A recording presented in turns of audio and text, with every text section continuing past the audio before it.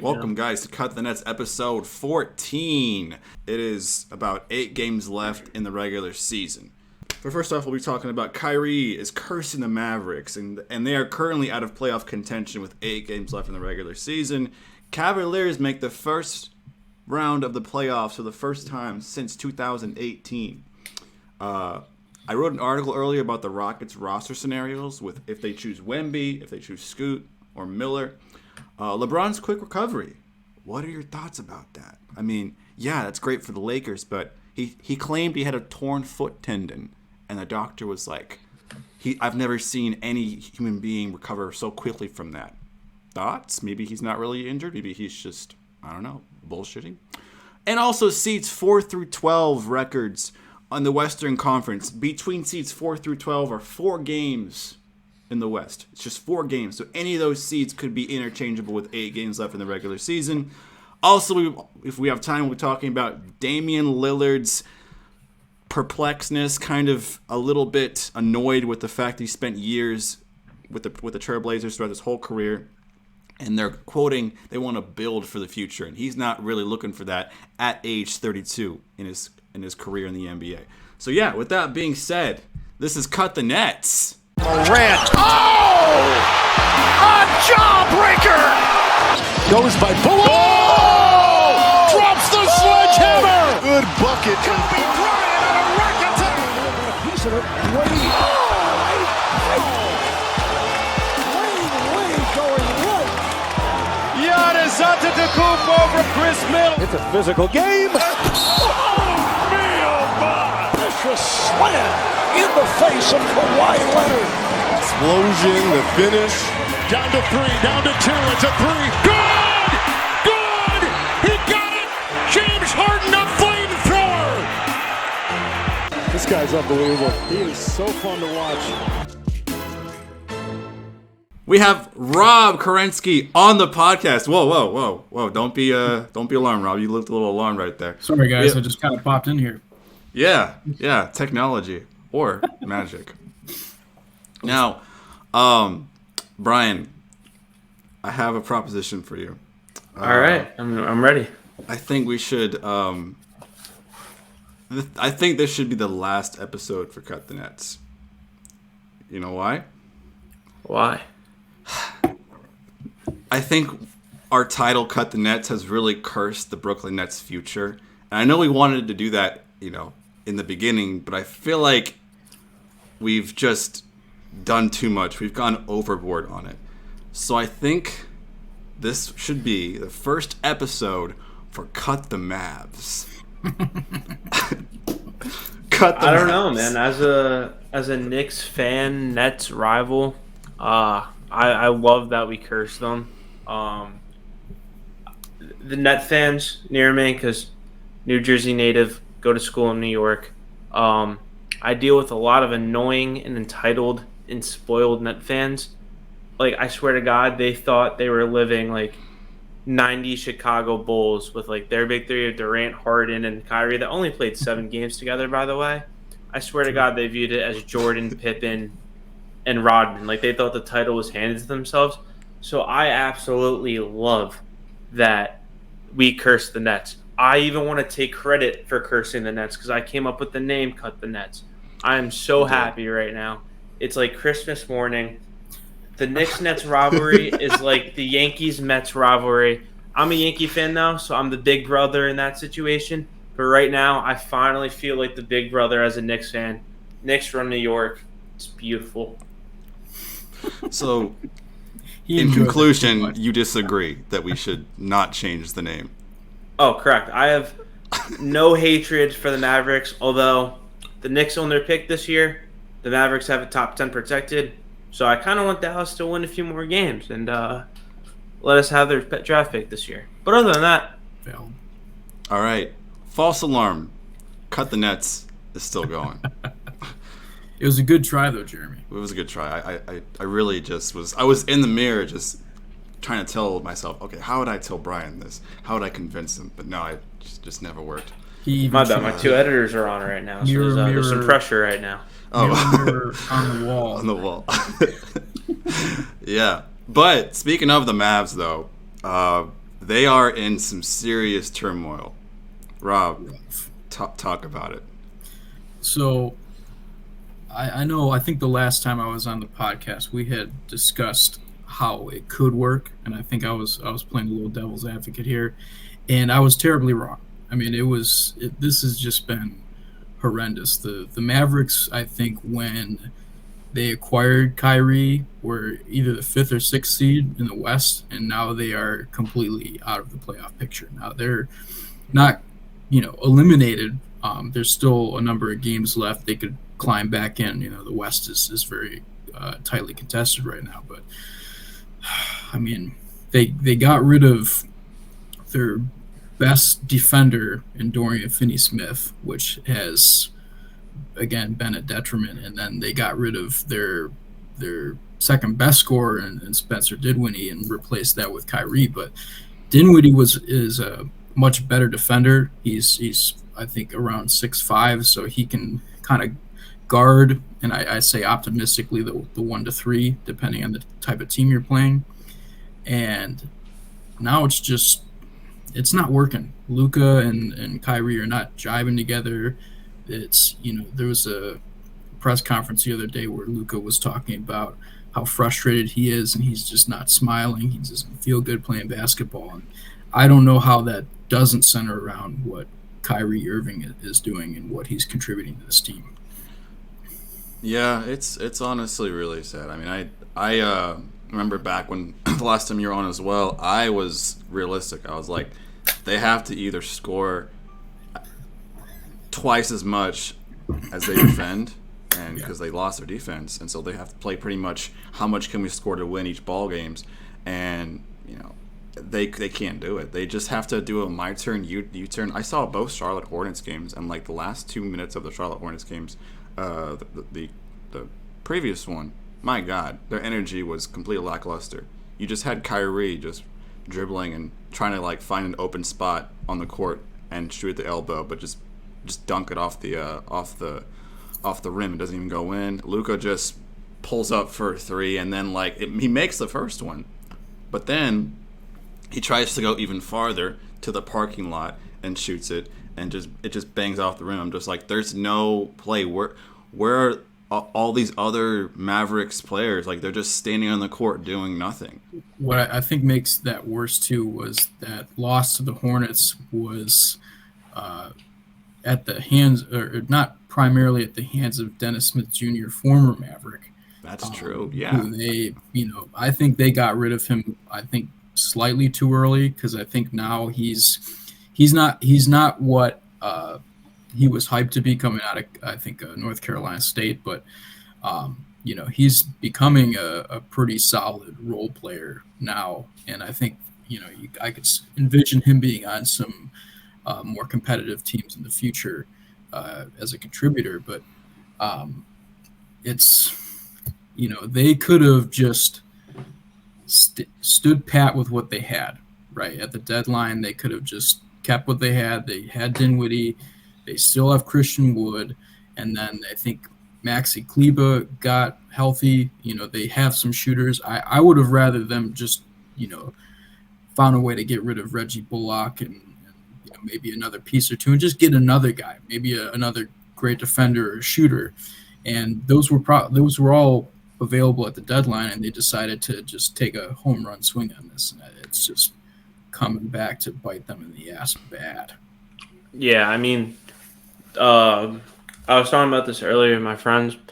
Mark Cuban was trying to get Dallas to what they were in the Dirk days, trying to get back to that championship caliber. They need to if they want to keep Luka happy, and obviously it's not happening, and Luka's frustrated. And I agree with you, Rob, that they should have just kept Dinwiddie, should have kept Finney-Smith. Shout out Bullock and Dennis Smith Jr. They're both former Knicks as well. But True. But back to my point though, so pretty much Dinwiddie, good scorer. Obviously not as good as Kyrie, but I think he's a little more, in terms of a two-way game, a little more valuable than Kyrie, because Dinwiddie plays both sides of the court, and he's more mentally stable, which a team like Dallas needs when they don't have a playoff spot in lock. Absolutely. You got two egos. You got two egos in Kyrie and Luka. I mean, that's just a recipe for disaster. I mean, for Luka, that's too much ego in itself. So that's one's enough. And Dinwiddie, he doesn't really have much of an ego. He's more of a team-based player. He can offer both two skill sets. Not as great as Kyrie, but Kyrie needs the ball in his hands every time. Yeah, and like another thing with Dallas too is like it was evident that they had to get another superstar, because that's kind of why the NBA is trailing nowadays. It's no longer the big three.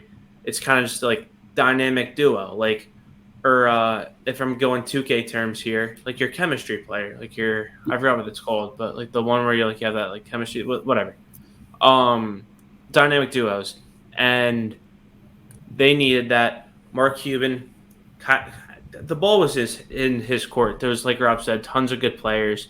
They didn't even need a superstar. That team is bright enough. They had at the time quality scorers in Dinwiddie. Dorian Finney-Smith has kind of been more valuable offensively. Obviously, he's good at defense. And then Tim Hardaway Jr. So, like, they had quality scorers. They could have found other scoring and whatever. And they wanted the superstar, which was fair. You take your home run swing, your risk, getting Kyrie Irving. If you're getting like Cleveland Cavaliers, Kyrie Irving, amazing. Like Mavericks you could even label them as title contenders. But they pretty much got Brooklyn Net and Boston Celtic Kyrie, nutcase, bringing the team down.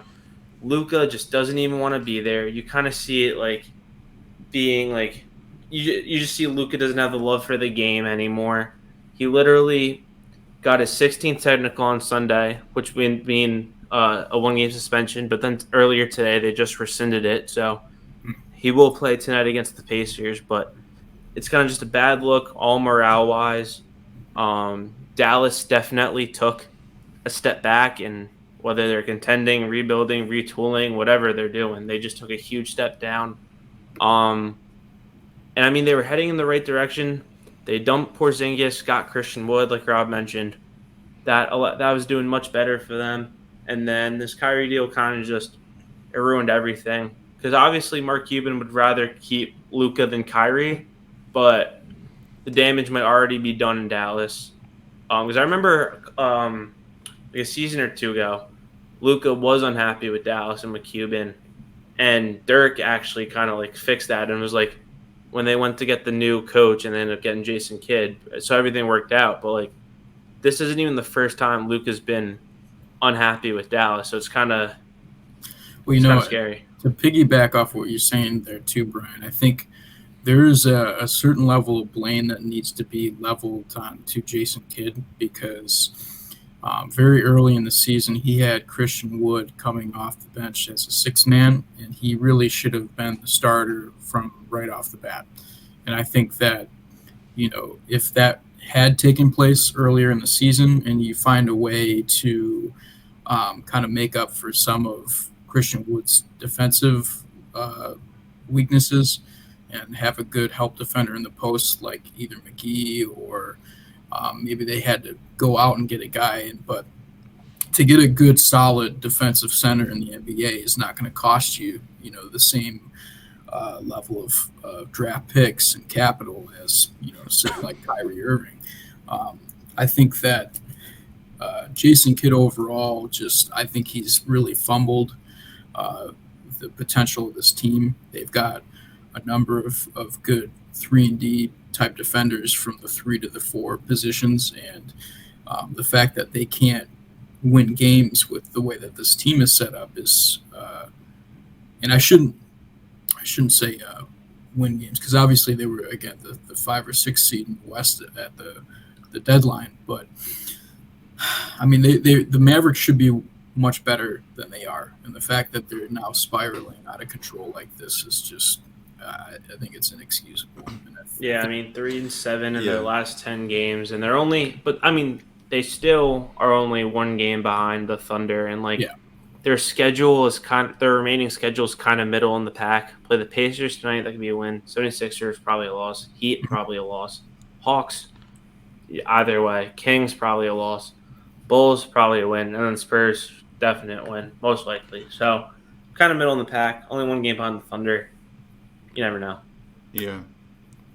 I also want to put the blame on Mark Cuban. I think that his personality has a lot of involvement with the team. Sure, he's the owner, and there's really no who's the GM really? Of course, it's a GM, but I couldn't even tell you off the top of my head. As a non-Mavericks diehard fan, I wouldn't know. I couldn't tell you who the GM is because Mark Cuban keeps sticking his head in everything. So let's bring you guys back to 2011 when the Mavericks won that title. So Caron Butler was out for the season, right? And so they were looking for some sort of way to still manage.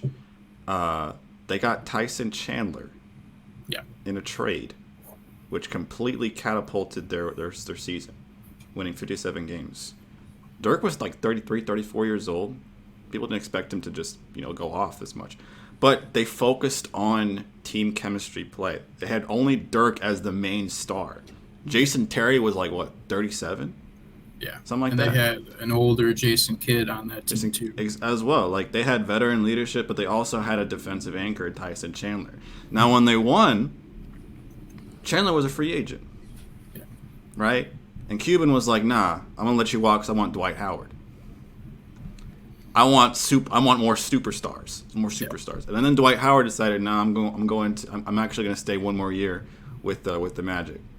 Because they had that feud with Stan Van Gundy.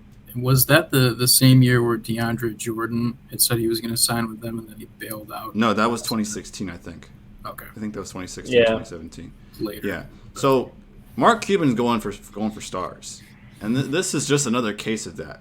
He let Tyson Chandler walk. Couldn't get Dwight Howard. Got pretty much a bench a second unit center in the 2012 season, which is why they weren't really that great the next year. Yeah. Tyson Chandler really just tore up the paint as the defensive rim protector. The next year in the following season when he signed with the Knicks, he became Defensive Player of the Year. So right. Cuban really just drops the ball when it comes to stardom. When he sees stars, when he sees that scoring potential, that glory, that fame, when Kyrie Irving and Dwight Howard and Kristaps Porzingis, if you kind of want that sort of edge, if you're reaching a little bit, he doesn't really know how a team is constructed or how to construct a team. And when he sees that the team is doing well, in 2011, I guess maybe when he trusted his coach as well, Rick Carlisle is a great coach still, but I guess he wanted more. He wanted more of that piece of the pie because he didn't think that Chandler was good enough. But they won the 2011 season. So to answer y'all's question, I should say, Nico Harrison is the Dallas Mavericks GM. Yeah. So who's he? I don't think anyone even knows who he is. Respectfully. He's living under. Go ahead. Doesn't Cuban I guess by job title, Nico Harrison's the GM, but doesn't Cuban still make all the moves and do everything? Mark Cuban's very similar to how Jerry Jones runs the Cowboys. It's very He sticks his head in every single type of decision, and I'm pretty sure that no one can really go over his head and make a decision because then he'll probably get in their way and be like, no, I want it done like this. I'm trying to think. Didn't Tom Thibodeau kind of have that role with Minnesota? Yeah, I think he was a GM and head coach simultaneously. Yeah. So he pulled a Bill O'Brien. Mm-hmm. Yeah. That's usually that worked for Bill Belichick with the Patriots, but it's usually not a recipe for success. Usually never good. Yeah. Yeah, Phil Jackson.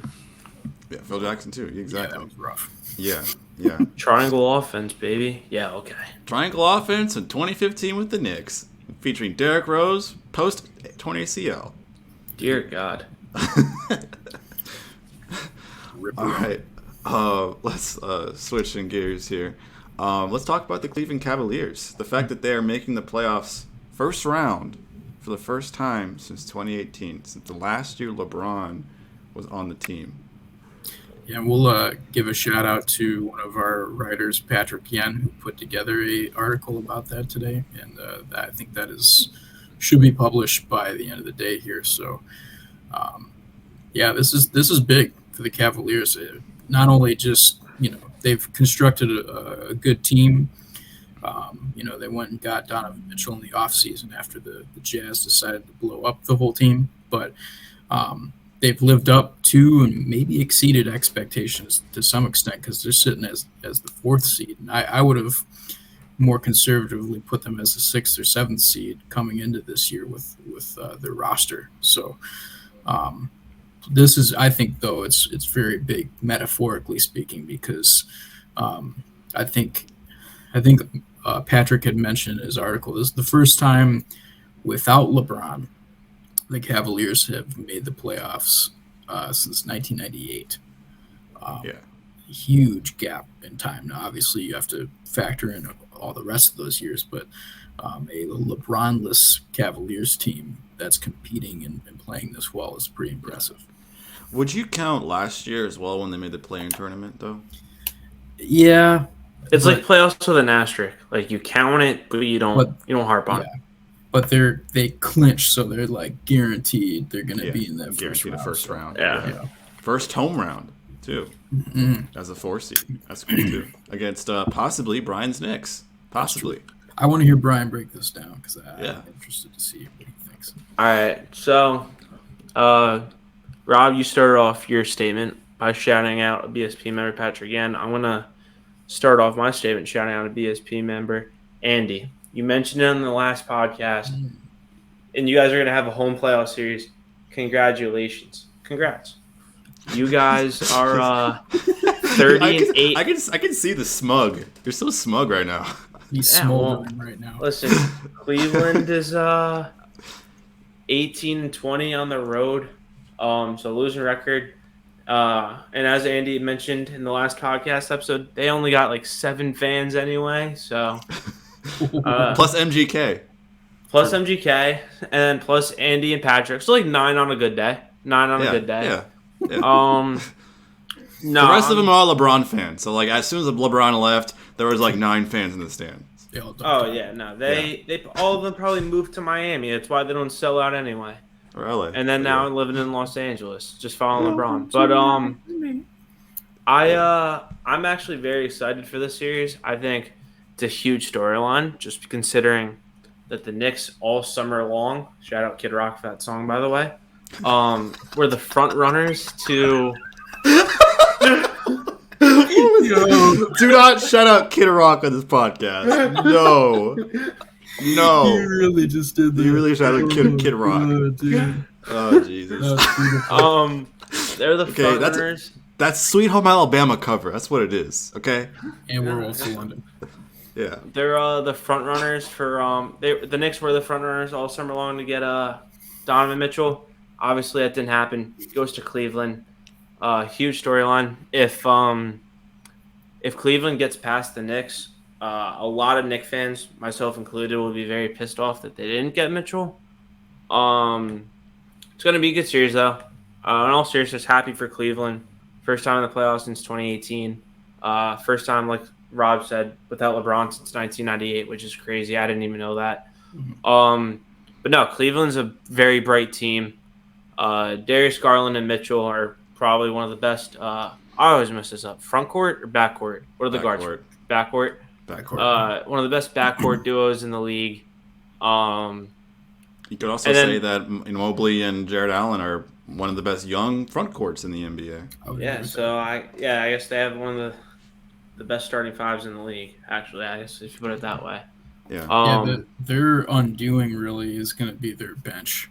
They're just very top-heavy team. Yeah, they're very top-heavy. Yeah. Once you get past you've got Allen, you've got Mobley, Mitchell, Garland, and then they've got, I think, Isaac Okoro, Karis LeVert, and then it's just a steep drop-off after that. Yeah, well, I never really understood the buyout of Kevin Love. No. I think that they should have kept him, especially when you look at their only other really solid shooter is Chetty Osman, and he's kind of been spotty here and there. And to have Kevin Love, if he was averaging, between 36 to 38%, and plus his playoff experience is so valuable that Absolutely. you'd want to keep a guy around like that. Yeah, and also just not even just for what he does on the court, but just everything he can do off the court. Kevin Love has a championship, veteran presence. Obviously, Donovan Mitchell has playoff experience, but I wouldn't necessarily declare him a veteran yet still, and especially not to the experience. Every single year, Mitchell's been a playoff baby, like Tatum. So true. I feel like, to your point, it's they're still very young, and this isn't we haven't seen the last of the Cavs. They're gonna be hanging around for a while. I mean, they're probably gonna be in the same division or same spot in the division in the conference next year too. Probably around that 4th seed. They're a very good team that's only gonna get better. So I could see them as a top 3 seed next season because I think Philly kind of falls off. Yeah, I would agree with that. Philly definitely falls because James Harden's come to the Rockets. That's right. Oh, God. No, Gordon Jr. Rockets are getting everyone. They're getting Wemby. They're getting Scoot. They're getting Harden. They're just letting go of Sengun. About that, I'm in the process of finishing an article with those choices. So yes, the Rockets are definitively going to have a top 4 pick. For sure. Yeah. But in the event that they do have a top 3 pick, they could choose between Wemby, Scoot, and Brandon Miller. Now, I'm not really too fond of Miller, to be honest, because his playoff performance in the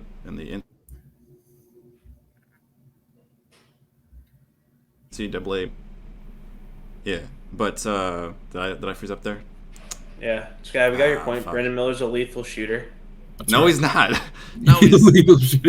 I mean, yeah, to point out in the regular season for college, yeah, sure, but He's also great at assists. Yes. Okay. Lethal okay. if you're a better.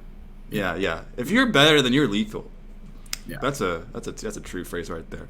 But so yeah, I wrote 3 instances. I forgot to write the Brandon Miller instance, but if they chose Wemby, if they got the first pick and they chose Wemby, because Wemby is going first overall no matter what. Oh yeah. No matter what. All right. Already playing professionally at the age of 19, been playing since he was 14, 15. Crazy in France. They just make weird specimens out there in France and in Slovenia with Luka Doncic. True. Eastern Europe. Yeah. Eastern Europe is weird, man. Well, actually, yeah. But if they chose Wemby, this is how I would think they would go. They would definitely keep Jabari because he was picked 3rd overall. Continue to develop him. They picked Jalen Green. They would retain. I think they would retain KPJ, but put him off the bench, as a 6th man. Makes sense. All right. Small forward, Tari Eason or KJ Martin, either or. But KJ Martin becomes a free agent next year, so I would let him walk. Personally. Let him walk. Yeah. He's been such a great, just a great Houston Rockets. Just he's good to watch, and also I feel like he just embraces Houston now as a player, and I just love to see him play. So I really hate to see him go if Rafael Stone doesn't re-sign him. There is some talk that Steven Silas will not be the coach next season. Rockets have been in talks with reporters and reporters. I guess big time reporters on Hoop Central and Clutch Points, saying that they're looking at Ime Udoka as a possible candidate for the Houston Rockets head coach. Yeah. I just hope that he doesn't really sleep with a couple of the Rockets publicists. So that would help his cause. In Houston, would that be different compared to Boston? If he goes partying with James Harden, it could be really bad. It depends on his taste in women too. That's gonna. I think he has good taste in women. Well, I'm not doubting his taste entirely, but yeah, Houston has a number of different demographics, and different. You're talking about San Antonio, dude. Okay, that if you're talking about No, I'm just kidding. I'm just kidding. Just pulling a Charles Barkley here. You two are the Texans, so I'm out of this one. Yeah. Houston is bigger in Texas for sure. I mean, as a native Houstonian, I do know that we do have quite a huge obese problem here in the city of Houston. I wasn't even going there, but that works too. It works, but it's also really sad. But hey, that's just Houston there for you. With Wemby at the 5, they will probably have to trade away Şengün, because I don't think, based on Şengün's performance this season, which has been overall pretty stellar, I don't think he wants to go, back to the bench. I just don't think so. Well, I guess my question would be for you, Jeremy, because I haven't watched the Rockets too prevalently this year, but based on what you've seen, could you possibly put Şengün at the 4 and have Victor as like a help defender in a starting lineup, or do you think that would be too problematic? Well, then where are you going to put Jabari? Maybe have him come off the bench. I think you could put him at the 3. Jabari is 6'10", small forward. Yeah. Might be a little rough. Be like really big, it would be big man ball for sure. I mean, Jabari, Jabari could play the 3. He could. Yeah. He could in theory, but that's going to make him have strange possessions. I don't know. I don't know if his athleticism is quite there as a small forward. He can stretch the floor. He does. He does have the capabilities of creating his own shot. But I see him at the rim mostly, and also beyond the arc. I don't really see him as a small forward. It's just going to be very odd. A very odd coaching game plan for that matter.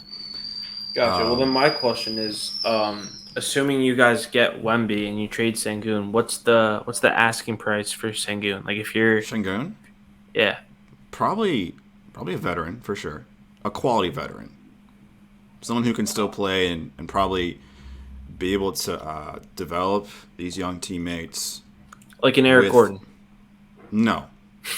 No disrespect. Love you, Eric Gordon. Shout out to you. You've been great in the city of Houston, but no. I think that the only way to make this happen, if we draft Wemby, Şengün knows he's going. Yeah. Next thing Rockets should do, since they have a ton of money in cap space, they should go after Harden. That will bring. I'm serious. If in the Wemby scenario, okay. I don't think they're going to get the first pick. I think they might get the second pick, just like last 2 seasons, or last season with Jalen Green. And then the third pick with Jabari Smith. I was wrong right there. Second and third pick, 2021 and 2022. But in case they get Wemby, this is my scenario. They should go in for Harden. If Harden's really saying, yeah, I want to return back to Houston, they sign Harden. That will entice more players to come play for Houston, and that will increase Şengün's trade value. Mm-hmm. And the Rockets will want to bring people that can complement with Harden and also Wemby. Probably either a small forward or a power forward, because Jalen Green is stuck at the 2. He's not leaving that 2 spot. KJ Martin, if he walks, which hey, we don't know about that. Tari Eason's a good bench player. He's sitting the bench, but he's going to be in the rotation for sure. Jabari. I want to give him another chance. He's had a pretty rough season as of late, but he's picked it up in March. So I guess when you talk about James Harden, are you talking about the current iteration of James Harden as more of a just main distributor? Mm-hmm. Current age of James Harden. I don't want him to be the James Harden back when he was in Houston from in the 2000s. Because it couldn't work at this point. But I could see him coming there and saying, okay, I'm going to they've been missing a good, true play initiator and distributor. Yeah. So putting him in there, it could work. He's going to make Jalen Green better. He's also going to make Wemby get more touches too. Jabari is a great, like I said, stretches the floor. So Harden has enough positions for that. So in that scenario, yes, I would have Harden, Jalen Green, Tari Eason, or a quality small forward veteran that's acquired in a trade. Yeah. And then Jabari Smith and Wemby. I think that's playoff bound for sure. I mean, Harden will make all those players better. with this facilitation.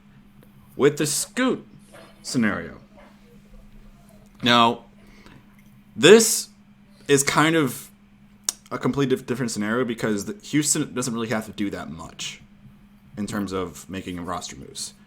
Harden does not come to Houston with if they make this choice. Harden does not come back. We need him, Scoot, to be at the 1. He's got like Derrick Rose and Russell Westbrook, maybe like Allen Iverson type of play. He kind of has that like archetype.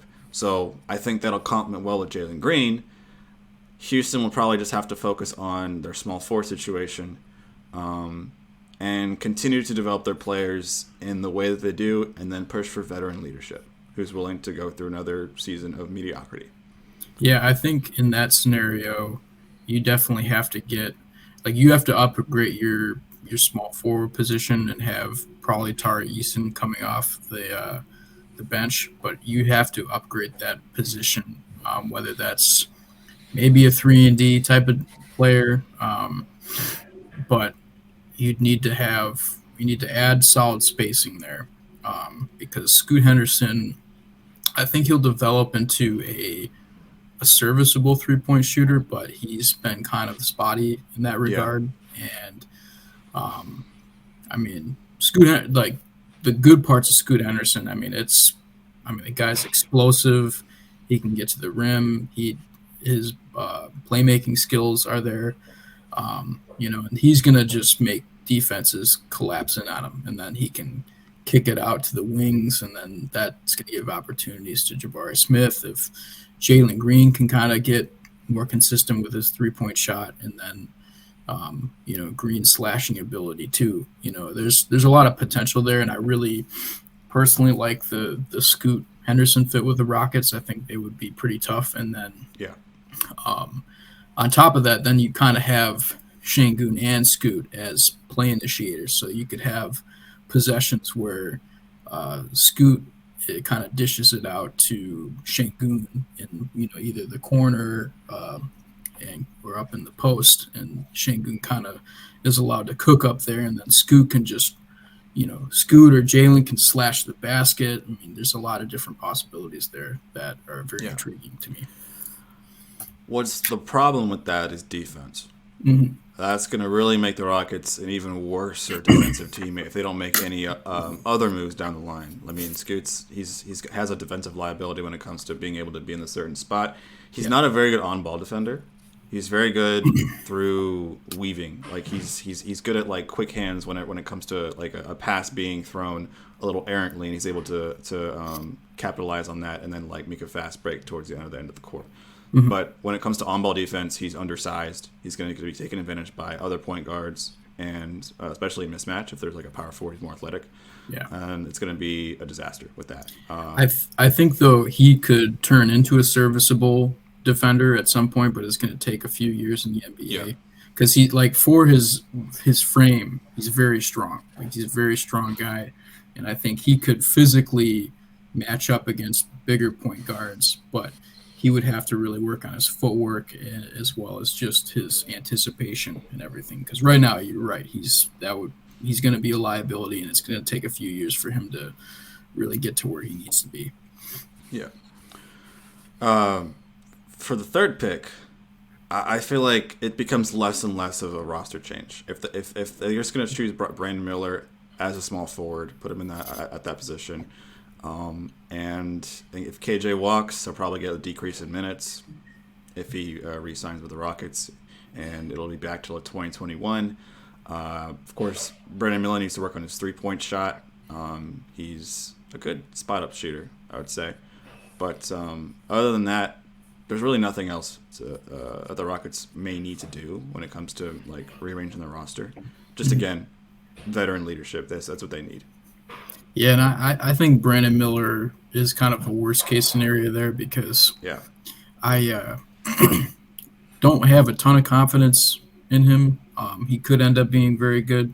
He has some of the tools to be a good NBA player, especially at his position. But I don't know. I mean, the focus, if that did end up coming to fruition, would have to be getting veteran leadership, as you said, because that would just be a free for all. There would be really not much guidance in terms of possessions, and they unless if there's a coaching change, Şengün really should have the ball in his hands more if there's a scenario where, number one, if Wembanyama isn't there, right, and then if Scoot isn't there, they need to have more focus on running their offense closer to how maybe the Nuggets run it with Jokic or Embiid. But I don't know. It's less tantalizing than the top two, of course. Of course, the first choice would be awesome in terms of sheer suspense and the possibility. It's a very risky move, the first option, because it could. Chemistry is also a main factor when you construct a roster. The second option would probably be the best one in best case scenario in terms of being safe and less risk. But maybe you could have had that wasted potential in case the first option actually could have worked. So it's true. Yeah. Brian, you look a little lost out there. You want to chime in? Oh no, I mean I'm good. I was letting you guys take their anxiety with everything you guys were saying. Oh, okay, gotcha. Any sort of thought you want to put in that? I mean, what do you think the Rockets should go for?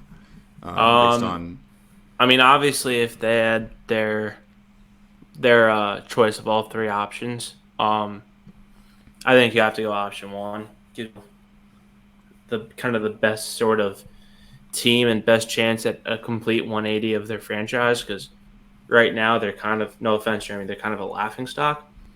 It's probably pathetic basketball. But then you get Wemby, you get Harden, you get a good coach. Yeah, that'd be tough. Turn that team around. That's a complete 180 in just 1 year. Yeah. But I was thinking about it, and I agree actually, Rob, with you a lot about the Brandon Miller point, because he could be good. He does have the tools to be good. Yeah. But I could easily be wrong. I'm no NBA insider. I'm no scouter or anything.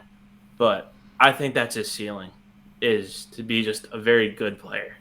Mm-hmm. I think Wemby and Scoot can be great players, like franchise-changing players. So if the Rockets kind of get screwed over in the lottery and they end up with the third pick, it's kind of going to be not the best for them. I mean, Brandon Miller can still be good.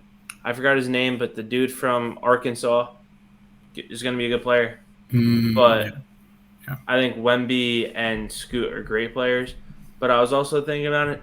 If they go option one, and they get Wemby and they get Harden, and Silas does get fired, I was thinking, because James Harden would be the best player on the Rockets since James Harden, and kind of with this turnover and how the Rockets don't really want to want to end this rebuild, because realistically, if you get Wemby and James Harden, you should be in a playoff team, whether it's play-in or not.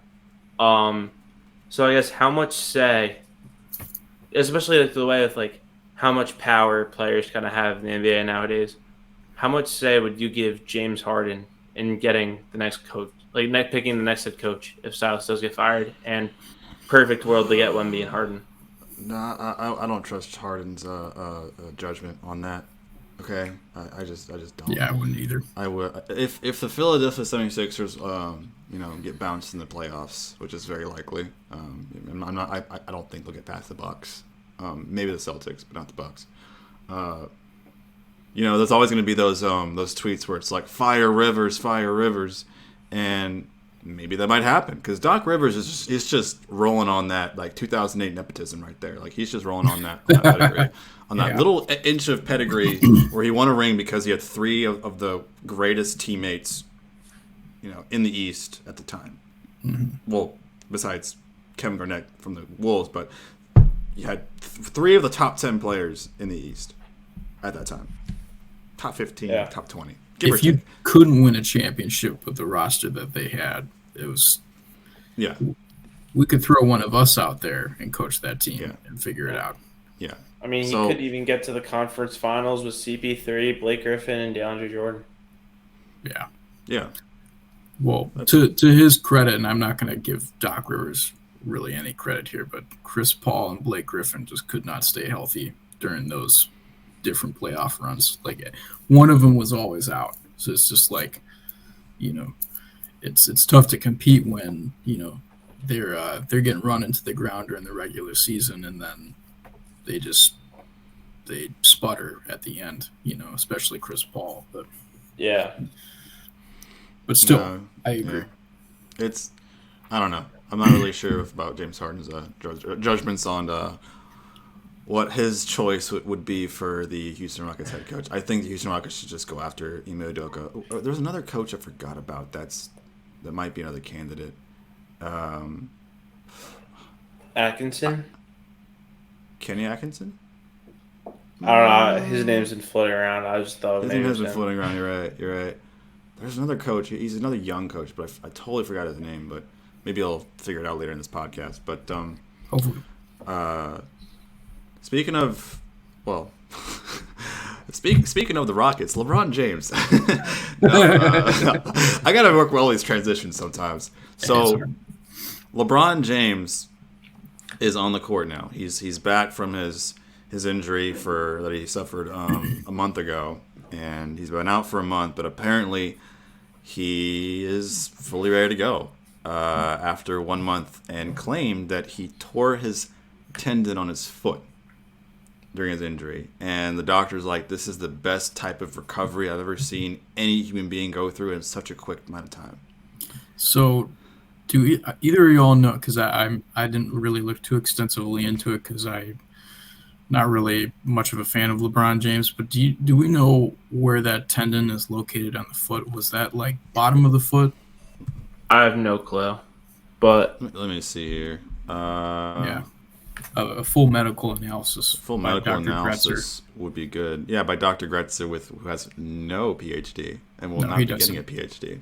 He has a doctorate in the funk. Yeah, it's a doctorate in the funk. Yeah, I'm kind of like Johnny Sins minus the other stuff. That's right. Oh. Yeah. Jeremy Sins. Hey, same first name letter. True. I don't have the medical records on there, but maybe I could have edited it in post and just sort of pause it and be like, hey guys, this is actually what LeBron James felt his pain in his foot right here. This is what this doctor says. Wear a lab coat. Yeah. Wear a lab coat. Lab coat and a name tag. And then there's some like test tubes just right in front of him. Yeah. And then there's like a condom like on the corner of the screen. I'm like, oh, that's not mine. Sorry. Yeah. But yeah, it's amazing to hear that LeBron recovered so quickly. I can't not hold out like some sort of performance enhancing drugs or something. There's got to be something there. So you know what? I was literally thinking the same thing, and I wasn't sure how conspiratorial y'all wanted to get here, but I love conspiracy. You've stirred up the pot here, and I like it because here's what I think. Right, I'm gonna take it back all the way to which summer was it? It might have been 2010, 2011 when LeBron was with the Heat. So from the Cavs to the Heat, I think he had that first year, but that second year, there were rumors that down in Miami, he lost a lot of weight, gained a lot of muscle very quickly, and there's always been some whispers since that point that he may have been using whether HGH, some type of performance-enhancing drug that may have kind of accelerated his muscle growth during that period of time and kind of slimmed him down a little bit, but like really made him much stronger.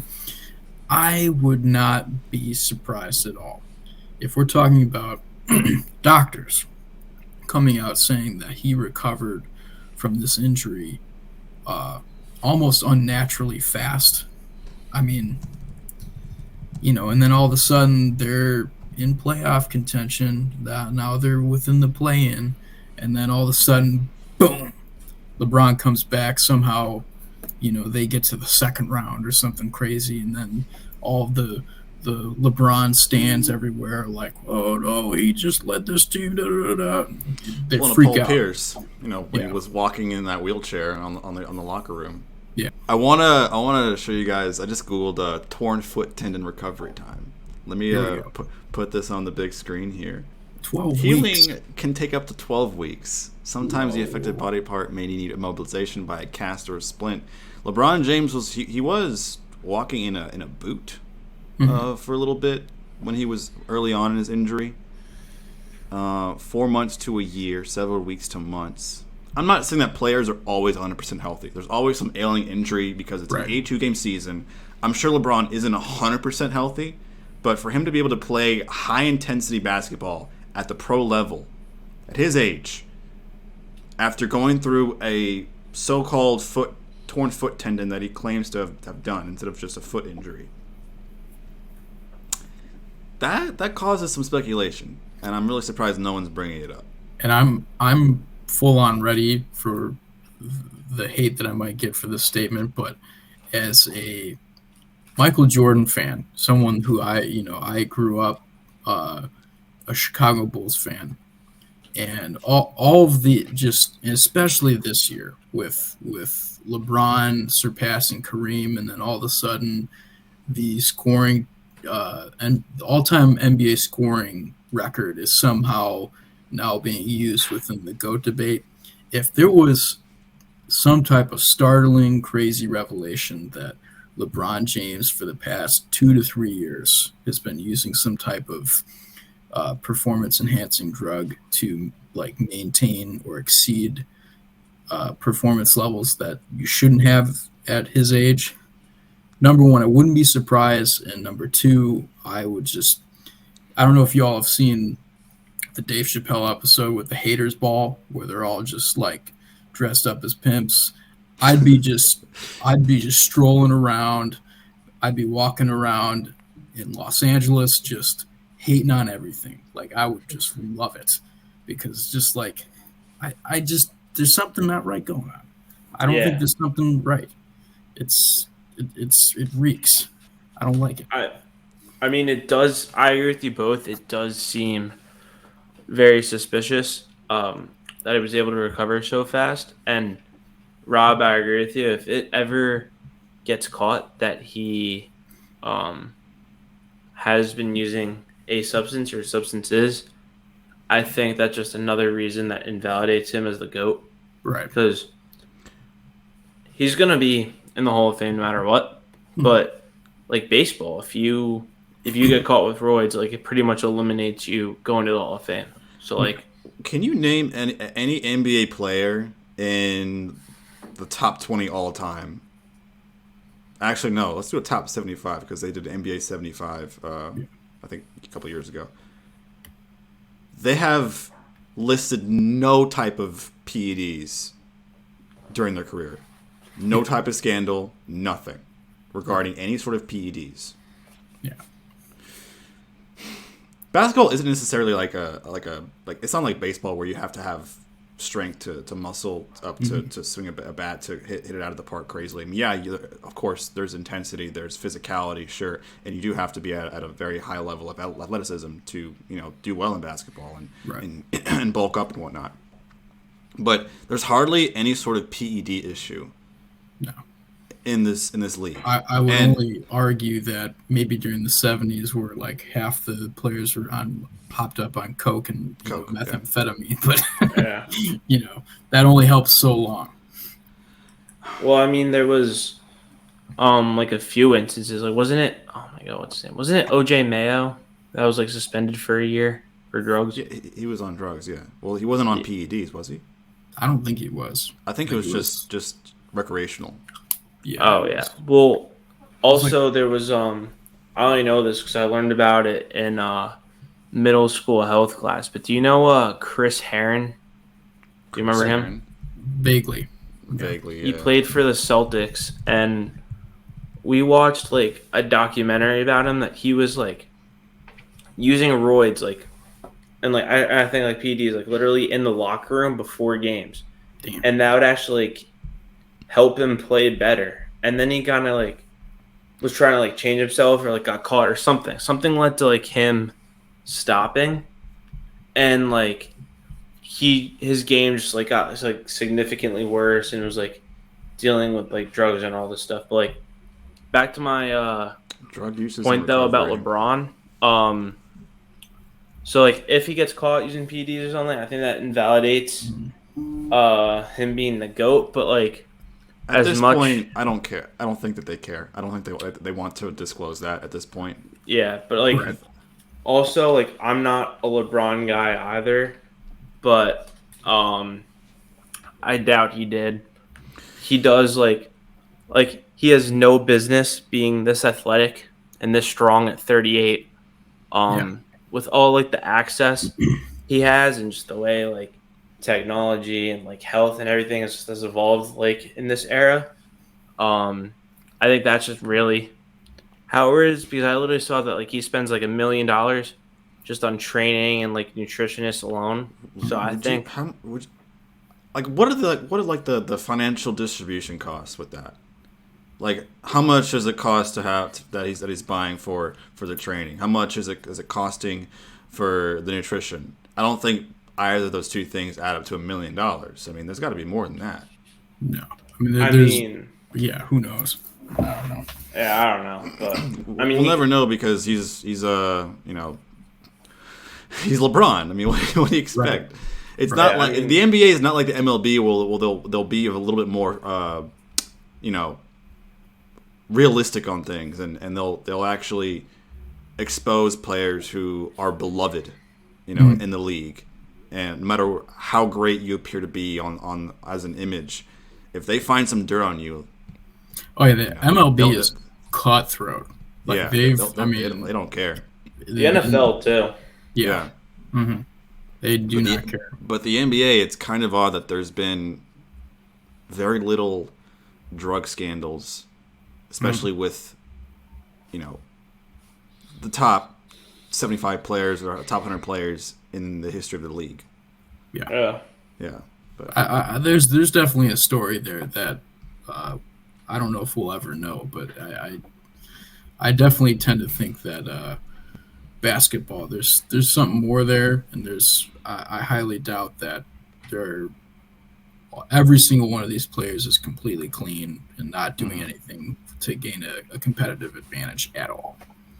They probably would only do it to players who aren't really well known and are kind of just like bench players and don't really contribute. But to players that are like, the number one scoring option or the number one facilitator or the number one defender. I mean, with Giannis,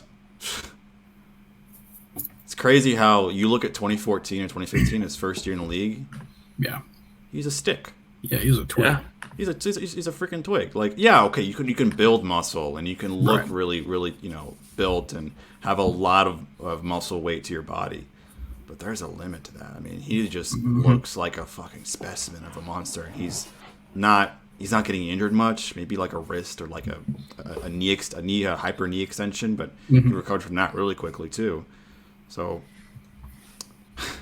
I don't know. It's something worth exploring and getting a lot more in depth to know about. But I'm not really sure how far we can go with this because, to my knowledge, we don't know who's taking drugs and who's not. No, and unfortunately, there's just not enough of a trail there either. So we'd have to get our magnifying glasses out and our deputy dog coats on for that because no idea.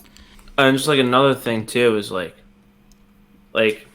if the Lakers were either much better or much worse, then there would be no rush for LeBron. But they're the 9 seed, playing tied with the Thunder, and like it's no guarantee the Lakers would make the playoffs right now because the Mavericks should be in the playoffs right now. Mm-hmm. The Pelicans were struggling in our last podcast, but now they're doing better, 6-4 in their last 10 games. And then I don't know if you guys saw today, but Chet Holmgren is now listed as questionable, so there's a chance he could be making his NBA debut. Playoff debut. I think the Thunder could make the playoffs actually if that happens. You never know. I would love to see that though. The roster's amazing, dude. Sam Presti's just they're loaded with young goat of a GM. Like it's crazy. Yeah, It's like my nuts. GM on rookie mode. That's a Pretty trade. much. Yeah, absolutely. I mean, who even knew that Shea was going to be like the number one option? I didn't think so. I mean, I knew he was good, but I didn't think he was this good. Yeah. Yeah, I thought he was going to be a really good number 2 option. Also, a Steeler pick and Jalen Williams, like the other Jalen Williams, not like there's 2 of them. Yeah, But I know. yeah. J. Will and J. Dub. Yeah, Jay Wendell. Yeah, Yeah. exactly. Yeah, J Dub. Yeah. Yeah. He's He's got freakish. I mean, have you like looked at his? I think his wingspan. Like he's 6'5", but he's got like a 7-foot wingspan. Yeah. Yeah, like he literally. They have him at times as a guard defending the rim. Like that's how right there. crazy the like. They've got guys on that team with just extreme length that it's freakish. Yeah. There was a TikTok I saw, and it was this dude. He was complaining about how Josh Giddey is this good, and he's just showing video of just Josh Giddey in possessions. All Josh is doing is just dribbling with one hand to the basket and just like in the post, just kind of just beating off players by the dribble. That's it. He's not doing any sort of dribble moves. He's not a ball handler. Like he's just dribbling to the basket with one hand. Like I saw him dribble to the left side of the basket with left hand, and it was just like bullying like the player that was defending him in the paint, and then just like going for a layup. Yeah. Like Plus, his passing vision is elite. Like it's terrifying. And his hair is beautiful too. True. Yeah. True. Hopefully he doesn't have like the genetics that has that receding hairline whenever he gets older, because that hair is My to die for, genetics. man. Oh God, I'm sorry. I did not mean to say that. Oh man, I take that back. Ah. Yeah. Sorry, he's Australian. He'll be all right. Yeah, he'll be all right. They have good hair genes. I'm sure. True. I don't know, maybe. But the Thunder probably might make the play-in. I'm betting on them to make the play-in. They could. Yeah, I'm betting on them. I definitely think they will. Of course, they need more experience, but this will be a nice little taste of their playoff career. Of course, Shea's been in the playoffs, but a number of those players haven't. Mm-hmm.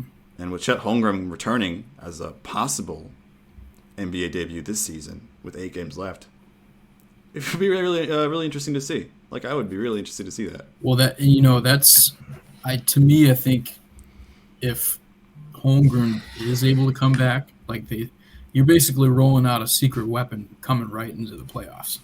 Like these guys haven't been playing against him.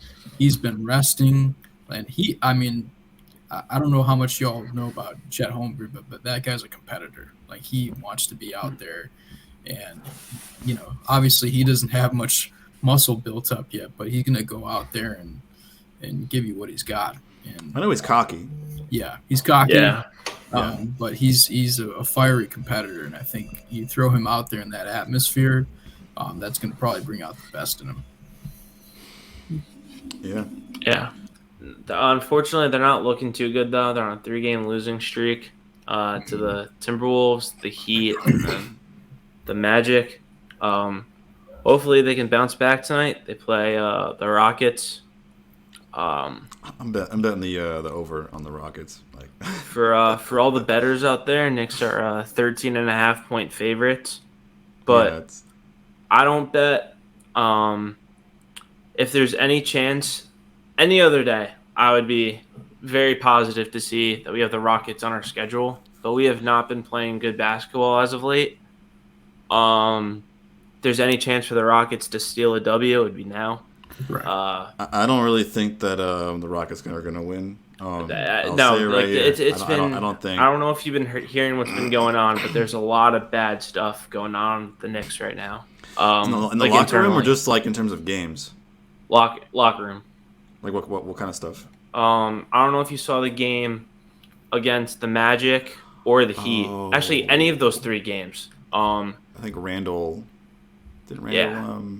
Yeah. He got a technical. Got tech, yeah. Yeah, that was bad. Actually, he had technicals in 2 of those 3 games. And he literally said that he needs to he literally said he needs to be better on himself, and he can't be doing that to his teammates. And then he proceeds to get, and he said that at halftime, proceeds to get a technical the next game. And so it's in the spirit of the moment, man. Yeah, but this is like back to the same like poor attitude Randall we saw 2 years ago. Like we hoped he turned over a new leaf, was playing great basketball this year, and now he's like looking at this like back to like the sourpuss. And like the thing is like Tibbs even knows, because I found this out, knows that Randall's like a hot case, and he said every teammate needs to be accountable to control Randall because he's an asset to the Knicks and like he helps them win games. And in one of the technicals, quickly got in Randall's face and like try to keep him away from the ref, and Randall got pissed off at Quickly, and like they were kind of saying some words to each other. So like that's great, especially with the playoffs rolling around and stuff. And then a lot of like Knick legends and like even NBA insiders think that Randall and his antics are gonna hold them back in the playoffs and stuff. And then what's bothering me even more is the stuff with Mitchell Robinson. So before they re-signed him, 4 years, $60 million this past summer, there was a lot of rumors because he's from Texas that he wanted to play for the Spurs or the Mavericks. And obviously that didn't happen. And he's been wanting to go home, and he wasn't the happiest with the Knicks organization at the time, but he re-signs with them. And then he kind of just has been all over Twitter, making tweets and then deleting them about his unhappiness with the organization. And then he even liked a tweet that said, I guarantee if you went to Dallas or San Antonio, those coaches would make sure you as the 7-foot center would get the ball. And if the players didn't give you the ball, they'd be sitting on the bench. And then in that last game against the Magic, he only had 2 points and he only took one shot. He went 1 for 1 from the field.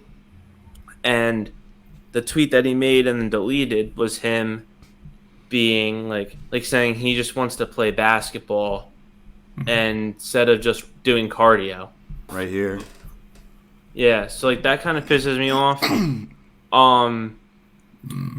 Because like he's a premier shot blocker and he's a good rebounder, but like at the same time, dude, like you can't really get mad. Like if you're getting mad because you only had 2 points and you're like 1 for 10 from the field, like then I guess like I maybe see your point, but like it's also on you to shoot the ball, like to actually take a shot. Like you can't blame your teammates for you not shooting the ball. Like he gets the touches, so I don't know. If he asks for a trade, I'm gonna be annoyed because like they could grant him. Like he's not a superstar, so like there's not like necessarily like, oh, Mitchell Robinson has to finish out that 4-year, $60 million contract. But it's like, what would you even want as an asking price? Like, what can you get to trade him, but like still be valuable to help the Knicks winning?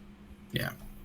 I mean, so, he's a damn good piece. I mean, that's the problem, you know. And I could certainly see. I mean, he'd be a hell of a fit with the Mavericks. I mean, you put him on that team. It would. I even think he'd be a great Spur. Coming full circle there, but yeah, either or.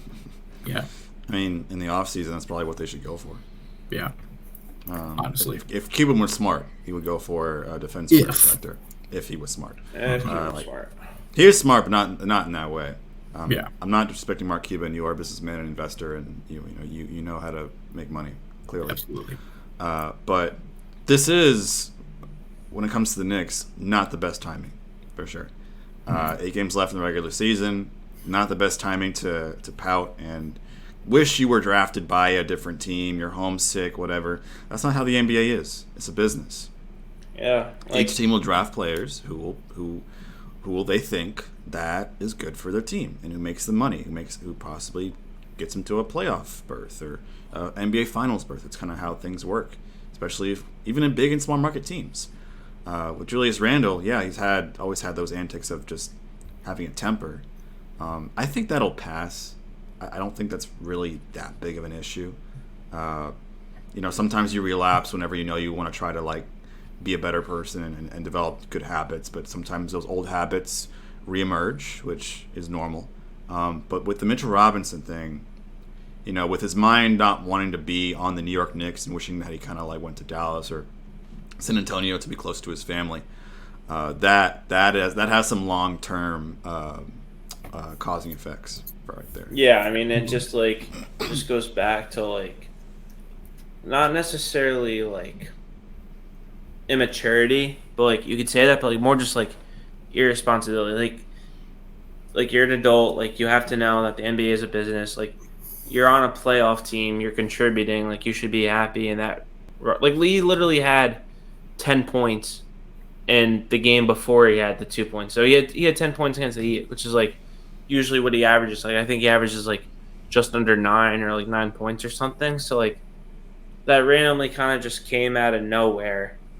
And when you can't shoot and all you can really do is score in the paint, and then you're going up against teams like the Timberwolves and Towns and Gobert, Heat, Bam Adebayo, the Magic, like they have a bunch of good big men.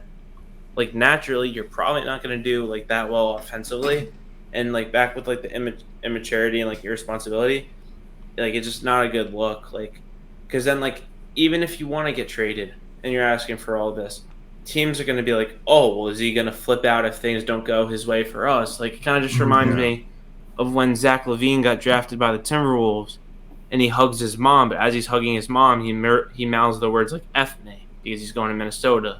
Yeah.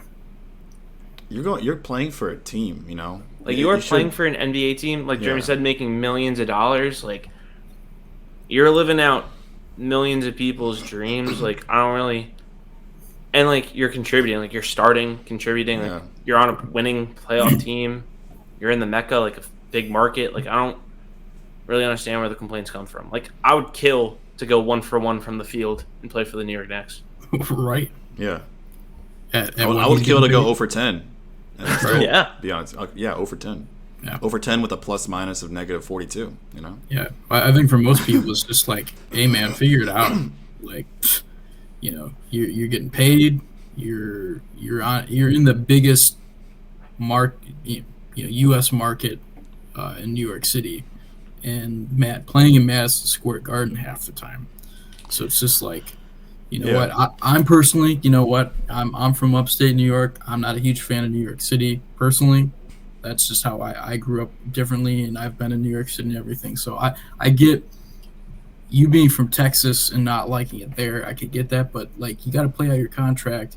Then you get the chance to go do that if you really want to do that. But like when you're there, you're contractually obligated as a Knick to show up, and the hope is you'd give your best, you know, and try to put together a winning basketball team. Yeah. Devil's advocate, though, I think that it's much harder to play in New York than in San Antonio compared to the big markets. I mean, there are some players who just don't have it in a big market team where there's fans who are literally, you know, they'll cut an arm and a leg just to you know make it known that you suck.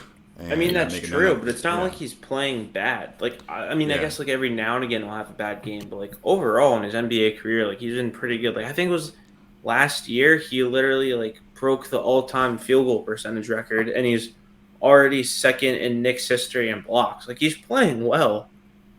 So like I don't really already. Wow. Yeah, that's incredible. I mean, he's like exponentially behind Ewing. Yeah, but like that's still crazy good. Yeah, because they've had other great big men, so it's not like Tyson Chandler. Wow. Yeah, like I don't know. I don't really just like understand it, but even though I'm disgruntled with the Knicks and I'm kind of annoyed with this Randall and Robinson shit, there's no Cut the Nets episode without a Jalen Brunson appreciation. So I'll give him a very short one. Absolutely. He's back from injury, although he didn't play against the Magic, but in the 3 games that he played, he's pretty much putting like a near double-double or a double-double. So like he's still doing good. But I did write an article though that came out last week or 2 weeks ago that him and Barrett are the worst defenders on the team. Undersized too. Mm-hmm. Yeah, so like that's not necessarily like the best thing, especially because considering Barrett was a great defender and now he's kind of fallen off. But Brunson's like never really been a good defender. And I think like you're really seeing it now with that foot injury, because I'm not saying Brunson's necessarily like overweight. I don't think he's like fat or anything, but maybe it's like an out of shape thing or something. But like just watching his game sometimes, like I didn't notice this until recently, but he like loves like that fadeaway, and he always kind of like lands awkwardly on that like on his foot and stuff, and like even when he goes up for floaters. So even though he was only out for like 2 weeks when he had that foot injury, it looks like something that's just going to be a nagging thing, will just never go away. So I'm always kind of fearing for that. But Well, you know, and to that point too, if they end up matching up with the Cavaliers, they're going to have a hell of a time stopping Mitchell and Garland in the playoffs. You know, Definitely. Especially if those guys aren't at full health. I think we all have seen Donovan Mitchell. He can blow by you in a second. You know, Yeah. if he gets hot, and you know he had that 71-point game earlier this year, I don't see him duplicating that. But they're going to be tough to match up against if those guards don't come with it for the Knicks. Yeah, well, that makes me think, like, obviously, despite him being an awful defender, you can't bench Jalen Brunson. Like, he's just too good offensively. But I think you have to start Josh Hart over Barrett, because Josh Hart is – like, when Josh Hart came to the Knicks, like, he was never really a good three-point shooter, but he's shooting, like, great from three with the Knicks. He's shooting, like, 50% from three. Like, he's shooting good, like, much better. And then he still brings that heart – unironically, and like defense and just great energy. And Barrett has been very inconsistent. His 4-year, $120 million contract's been awful. And just the defense isn't there. Like, I know Barrett was the 3rd overall pick behind Ja and Zion, but like you gotta think like big picture here. Like if you wanna win, because like Rob said, Cleveland has a bunch of young, fast, talented players. You're gonna need to stop them if you want to win the series. So the Cavs certainly have the Cavs certainly have like a longer window than the Knicks as of right now. I do have 100% have to agree with that, because as much as the Knicks have great success, they're a playoff team this season, and they might be a playoff team in the next two or three seasons if they keep the core together, with regards to maybe R.J. Barrett, I don't know, his situation. But the Cavs are here to stay. They really are. So, and there's not any, like, serious egos going on, too, with the Cavs either, compared to New York. It's also a smaller market team. They're not very cohesive. Yeah, they have a small niche group, 9 audience members, who are huge Cavs fans, compared to millions of Knicks fans in New York. So it's a bit of a bigger stage. And see, Jeremy, there you go. Brunson's not playing tonight, so another reason why the Rockets might win. That's actually true, because Brunson really elevates the Knicks' offense in a dynamic way. I mean, that's very, very true. Hey, maybe Quickly might get another one of those like one and done games, a 30-piece. I see Quickly getting a 30-piece. I'm betting on that. Let's get into a last segment with Damian Lillard before we head out. Damian Lillard is now 32 years of age. Been on the Portland Trailblazers for a decade now, I would say, right? A decade and change. Yeah. And he's only been to the Western Conference Finals like once, correct? Yeah, it was, what, 2 years ago? 2019? Yeah. And got swept by the Warriors in the process. He's 32. They're thinking of shutting Lillard down for the rest of the season, because the Trailblazers are now 32-42. They don't really have any sort of chance to make the play-in tournament. Their goal wasn't to do that. They had some pretty decent pieces. I'm not sure if Chauncey Billups is the right coach, maybe, or the front office isn't really willing to supplement Lillard with quality players that he can play around with that make them better. But Lillard's just, I feel like he's kind of finished with that loyalty of being a Portland Trailblazer. And I think a lot of fans are starting to realize, like, hey, you can leave us. It's fine. We're not gonna shame you for leaving. We know we're a tragic franchise, and we just wanted you to get a ring, man. That's it. Like, we want you to get a ring, and really, like, all the hard work you put in here with all these, like, 60 pieces, 50 pieces, 70 pieces, threw in, year in and year out of your NBA career, you'll have those moments with us, and especially a lot of game-winning moments too. Cue the 2014 Rockets failure, but yeah, I mean, the team is building. That's what they want to do. They want to build the team out. They want to build a team to a 500 record next season. I just don't understand what's going on over there in terms of their front office. Like, it just does not make any sense to me. And you're already in a small market. Like, you have to be savvy with your draft picks. You have to be, smart with how you transact with other teams. And it's just, they just can't put it together. And I don't get it. You've got a top 10 NBA player, and it's just, you cannot get him any help at all. Now they've got like Anthony Simons and Jeremy Grant. Granted, they were both of them were hurt for spurts of time throughout the year, so that doesn't help with all of this. But to me, as more of a neutral observer with Damian Lillard, like, you really need to go somewhere where they're focused on winning a championship. Not like ring chasing, like not in that way, but like you're that last piece of a team to put them over the top. Not a super team type of deal, but no, that's what the Suns are doing. Suns aren't winning a championship; they're ring chasing. Yeah, absolutely. Yeah, I want to see Lillard win a good, hard-earned championship for his sake, just to have one because to me he's a Hall of Fame basketball player. But if he can get a ring, like that kind of caps it off. Absolutely. Yeah. Well, there was a trade package that came because Brian Windhorst, I don't know. Jonah Hill. He said that that the Knicks can they have the cap flexibility to trade for 2 All-Stars, and then there was a trade package on ESPN that they said for Damian Lillard. I kind of think it's too much. Even as much as I love Damian Lillard, but they were saying Quentin Grimes, Josh Hart, Isaiah Hartenstein, and then either Obi Toppin or Quickly.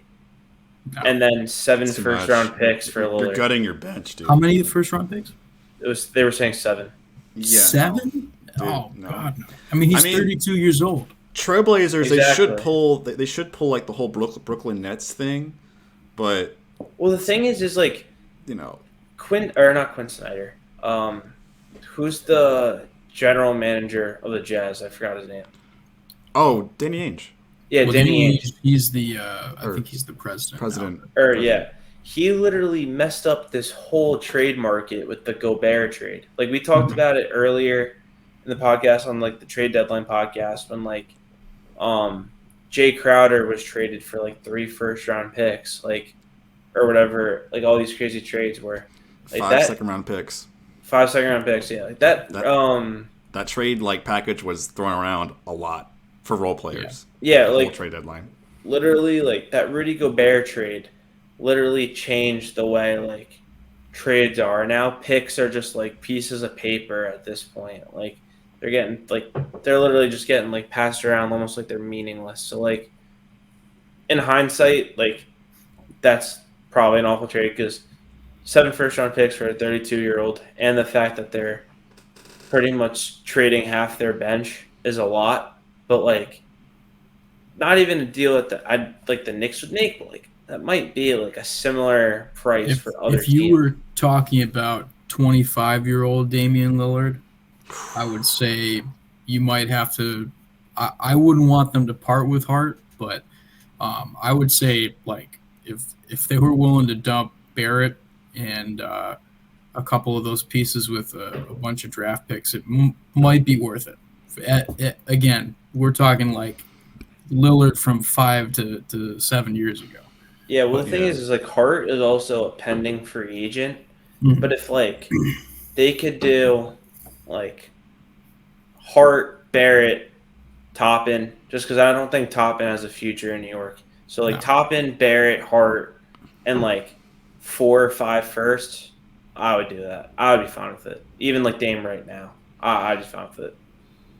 It's just so hard to just find a good deal for a quality player in Lillard, Yeah. an all-star caliber player.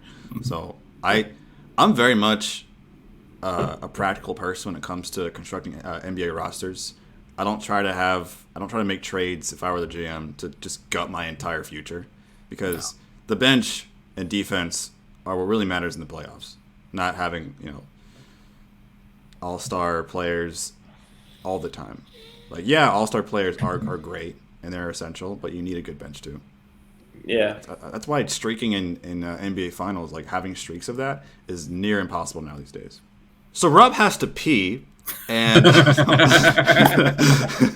no. With that being said, that is the end of episode 14. We hope you guys enjoyed. Rob, thank you for joining us on the Cut the Nets podcast with me and Brian.